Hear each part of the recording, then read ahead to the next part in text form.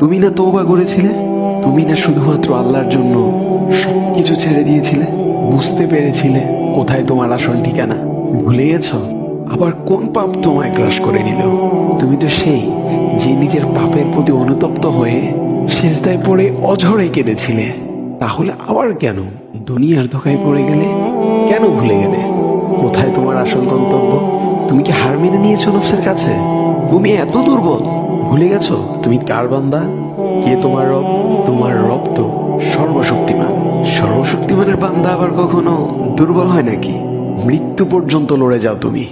শয়তানকে দেখিয়ে দাও তোমার ইমানের পাওয়ার।